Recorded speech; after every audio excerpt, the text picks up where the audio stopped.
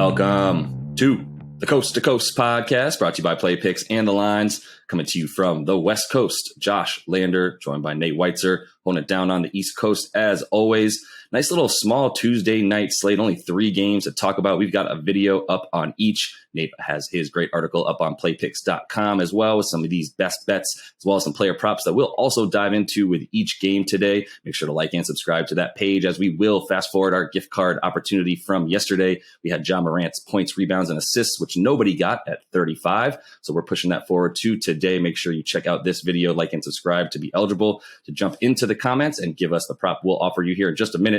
And if you do still need a FanDuel or DraftKings account, head to fdpicks.com or dkpicks.com and find those listings in your area, such as what we've got for tonight. Nate, let's get into Tuesday's slate. Yeah, pretty good game on the East Coast here. The Nets are -3 at home against the Warriors, who still have the best record in the NBA. So strange to see them as dogs, even if it's on the road. The total at 221. Then you have the Sixers still without Joel Embiid, plus 9.5 at Utah. Total there has been dropping down to 216.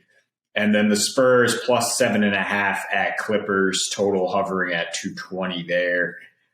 Sticking with the Golden State game though, Josh, I don't understand why Golden State is an underdog, even though they're on the road. I just said I believe that their loss at Charlotte, only their second loss of the year, is a classic trap game scenario where they were already looking ahead to this one. Looking at their former teammate, Kevin Durant, and the team that he is carrying right now, and thinking about how they want to get the job done in Brooklyn the next night. Their defense has just been incredible, really, lately. I mean, the first indication when thinking about totals here would be under, because Golden State, the defensive rating over 2 points per possession, better than even second-place team at this point. Brooklyn is a number 9 defensive rating team, and number 8 at this point, and they're 4th in opponents' three-pointers made, 2nd in opponents' three-point percentage, which is excellent against a Golden State team that obviously likes to shoot from deep or from the rim. And then on the other side of the ball, the Nets are scoring the lowest percentage of paint points this year, whether at home or on the road. Only 36% of their points coming in that painted area. So they're going to have to get it done from the perimeter, from the mid-range, against a Golden State team that doesn't really give up a lot of quality looks from deep. So that's why I think you'd expect a good game from Kevin Durant, obviously with his personal motivation issues going into his former team matchup here. I would definitely look at his props over a guy like James Harden. And I'm actually looking at props on the other side because of the Durant factor. I think Andre Iguodala is going to have a lot more production. And you look at some of his props are tiny, 4.5 points or 11.5 points, rebounds, assists. I think you can get over both of those because he's going to play probably closer to 30 minutes than the 21 minutes per game he's been logging his last 4 games or so. Yeah, that's fair. This is a tough matchup to determine, mostly just because of what you said. Both teams kind of do the same things well. Brooklyn playing surprisingly well on defense this year, which is a huge reason that, despite the fact that they're getting pretty much all of their points from either James Harden or Kevin Durant, whether they're scoring or assisting them, they're scoring 45% of their team's points. Both of them have the top 2 usage percentages in the league right now, in Harden and KD. KD's number 1. And like I said, they're scoring most of their points and then either assisting or scoring them. But they're also, the role players that they have this year make more sense for their defense. They both of these teams shoot the 3, score a ton of their points off of the 3, both in the top 5 in terms of the percentage of their points coming from 3. Both of them defend the 3 really well, as you mentioned, with Brooklyn actually doing it a little bit better, which is crazy. But the thing to me here about this, started as about a 3.5 point spread, 4 points in some places, down to about 3 in almost every book at this point. It feels like this is closer to a pick'em. It feels like Vegas might be assuming that other, the public here is really looking at Brooklyn and going, Kevin Durant and James Harden. What else do I need to know? The Golden State Warriors, I can name you 2 or 3 players on their team, and they're carried by Steph and Draymond. No one's really Jordan Poole, Damian Lee, Gary Payton II, not quite household names yet. And in a way that people aren't realizing, Golden State's defense is this good. This is not a mirage. They've been this good. They were this good last year. Everyone thinks last year they were probably a top 5 offense and the bottom 20 defense. Incorrect. They were the complete inverse of that. And that's how they even won their championships. When they won the chips that they won in the past, 6-7 years, they won a couple of them. they were in the top 10 in defense in every championship year. So, it's not like this is just an offensive team.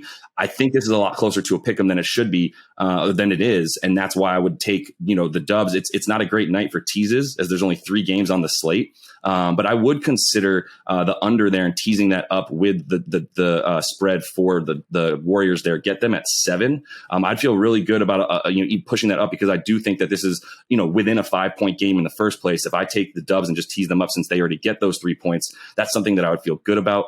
But I think I'm also eyeing a few player props in this one, Nate. Like I'm really going to go ahead and just sort of assume that my stars in this game are going to come out and play as they're supposed to play. I'm really going to lean on KD, who I think, has a chip on his shoulder. I think he's had a chip on his shoulder against the Warriors before he went there. Then he went there, and now the chip is even bigger, as we know what the narrative around him has been since, he went there, and his championships don't count to some people, like Stu Gatz on the Levitard show and things like that. So, there's that motivation factor for KD, in my opinion. And in his last 5 games that he's played the Warriors since 2015, obviously a couple of those years he was on the team, but in the 5 games where he played against them, he's averaging more than 30 points, 9 boards, almost 6 assists a game on 50, 41, 95 splits.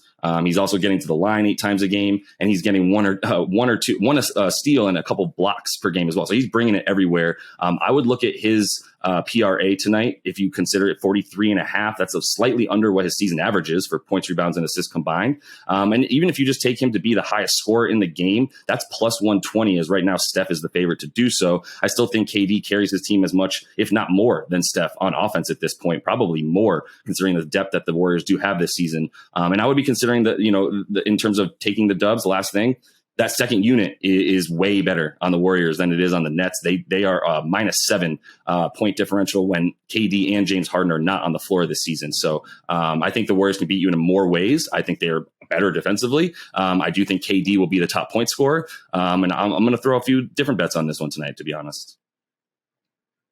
Yeah, I trust KD to get his points in this matchup, but I don't think that the overall offensive output is going to be that great. I think that the Warriors are too smart with Draymond and Iguodala.